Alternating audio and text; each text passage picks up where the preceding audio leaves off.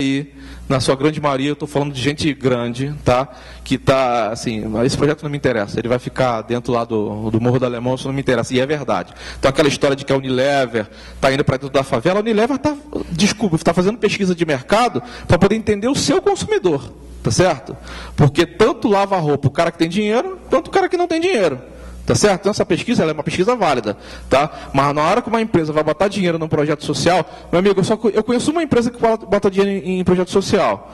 Petrobras, Banco do Brasil, Vale do Rio Doce, que está fazendo um projeto, um dos melhores projetos de incentivo ao esporte do país é o da Vale do Rio Doce. Está sendo pouquíssimo divulgado, é uma estação do conhecimento. Tá certo? Então, assim, é um dado real isso aqui. Tá? O dinheiro hoje está indo para mão de... está saindo de patrocinador que tem intenção de divulgar sua marca. Mais uma vez, isso não é palavrão. Tá? Mas deve haver um equilíbrio. Tá? Na nossa opinião, deveria se haver, viu, Gil, no Estado que a lei é mais nova, talvez seja mais fácil de controlar, de coordenar isso de maneira mais eficaz, né? Se esse dinheiro está indo muito para o alto rendimento, está se esquecendo participação educacional. Tá? Bom, na parte de comissão técnica, eu particularmente sou um crítico ácido das comissões técnicas, tá certo? Principalmente do federal. E por que eu digo isso? E repito, para quem não estava aqui ontem, né? A gente mandar um projeto como a gente mandou, com apoio da CBV que está aqui, a gente demorou 1 ano para escrever o projeto. 1 ano, gente. Com reuniões com o Renato, com o Ari, da CBV, com reuniões com dezenas de pessoas. Fizemos um projeto de 4.280.000 reais, que é o Copa Bairro de Voleibol no Rio de Janeiro. Vai ficar em 16 comunidades, um projeto gigante. E ele foi rejeitado pela comissão. Foi simplesmente rejeitado, mandou de volta.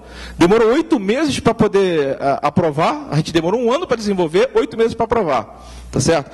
E foi rejeitado. Aí tem nós aqui que entrar com o dinheiro que o Instituto não tem, tá certo? Para poder pagar advogado e, por no final, o projeto ser aprovado com uma diferença só de 30 mil de corte. Para mim, o nome disso chama-se incompetência. Tá certo? Um camarada que chega, que recusa um projeto, e aí a gente entra com recurso, e o cara aprova, dando corte só de 30 mil, o que faltou aí? Faltou competência, tá certo?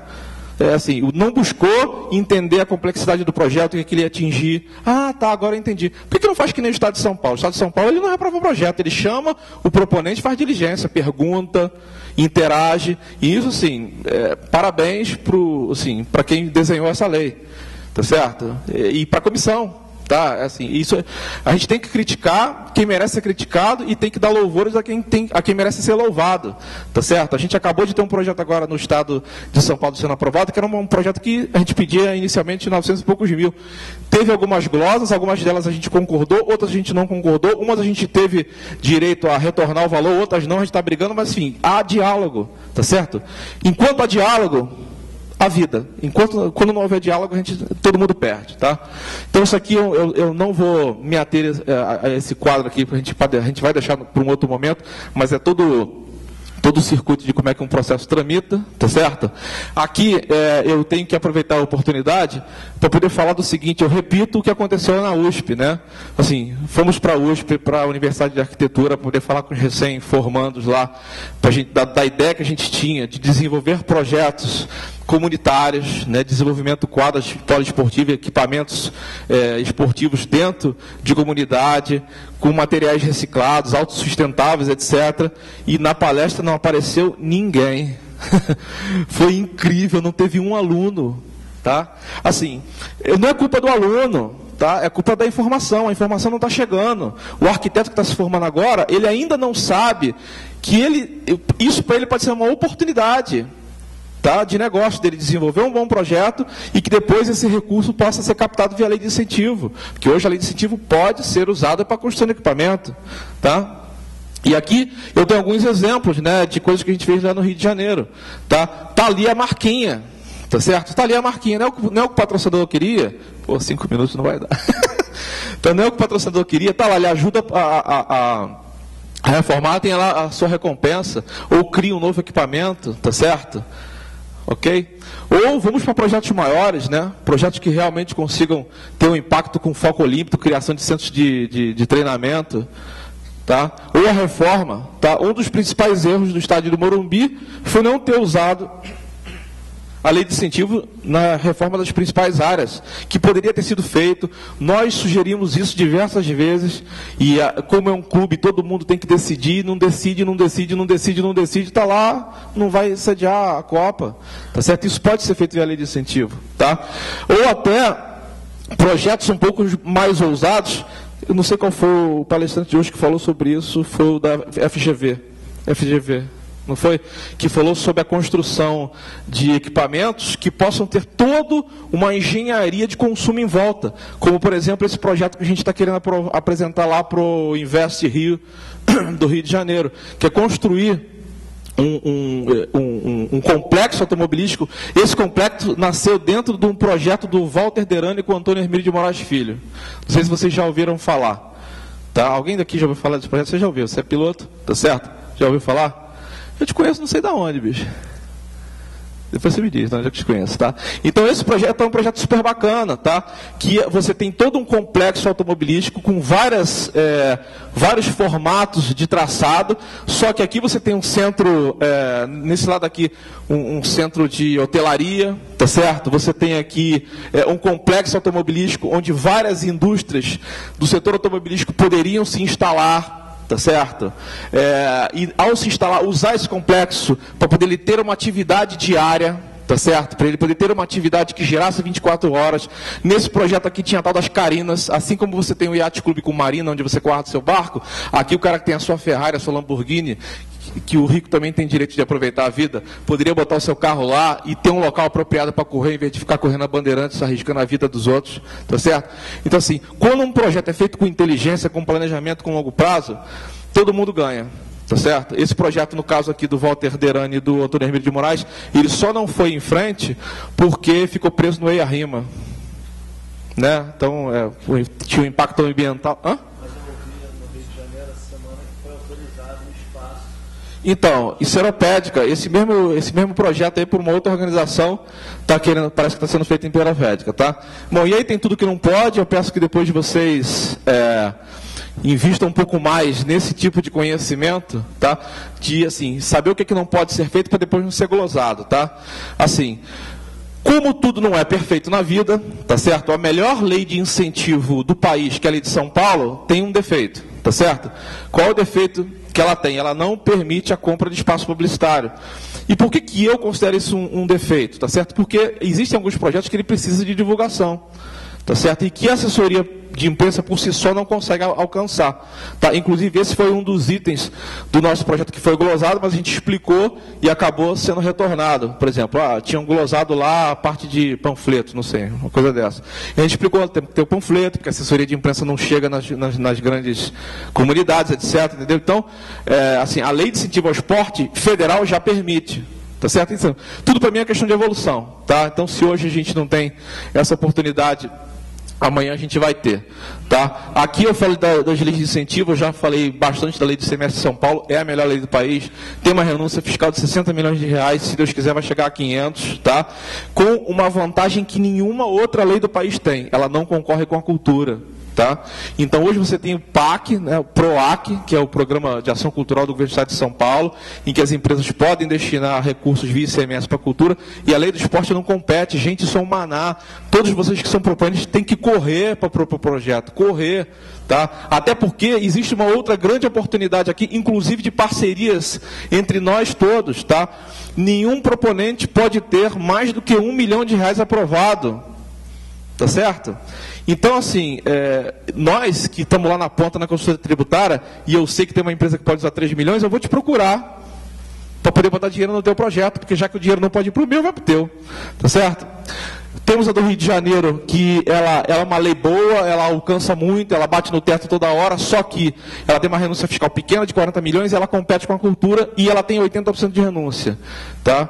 Então, assim, grande parte do recurso, 80% vai para a cultura, 20% fica com o esporte, e, além de tudo, ela não tem 100% de renúncia, ela tem 80% de renúncia.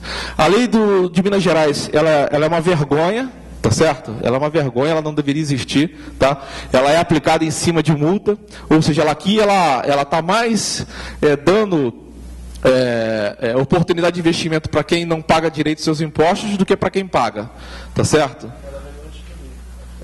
E a da Bahia, ela não é uma lei muito boa, também não vou falar, tá? Não é, o meu filho é baiano, nada contra baiano, mas ela tem a renúncia muito pequena, tá?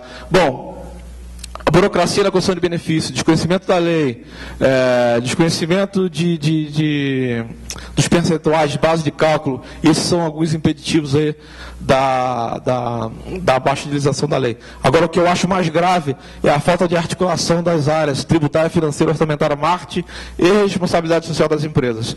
Isso é muito grave, gente, isso é muito grave. A gente que está lá na ponta captando patrocínio, existe um desconhecimento gigantesco das áreas, tá? É muito mais comum o cara do marketing e a pessoa de responsabilidade social saber da lei do que contabilista, tá? Tanto é que nós hoje, tempo esgotado, estamos fazendo um esforço muito grande nos conselhos regionais de contabilidade, no Conselho Federal, para poder fazer com que essa informação chegue nos departamentos financeiros, nas grandes consultorias, tá? Bom, aqui eu vou encerrar para falar os números desse seminário. Para a gente é muito importante falar sobre isso, tá? Nós tivemos um outro projeto que a gente mandou para o Ministério do Esporte, que era para poder fazer este seminário aqui no Brasil inteiro e, ratificando as palavras do Walter Feldman, fazer com que esse seminário fosse um seminário nacional, tá? Esse seminário ele não é nacional por culpa do Ministério do Esporte, que recusou o projeto. Na cabeça do Ministério do Esporte, um seminário dessa importância não necessita de incentivo fiscal, tá? Por que ele precisa de incentivo? 7 milhões de pessoas receberam um e-mail desse seminário. Anunciamos na Rádio CBN, Rio, São Paulo, Brasília, Belo Horizonte. Teve o apoio aqui por causa do fórum do Grupo RBS e da Bandeirantes. Anúncio no Zero Hora, anúncio na Elemídia, tá?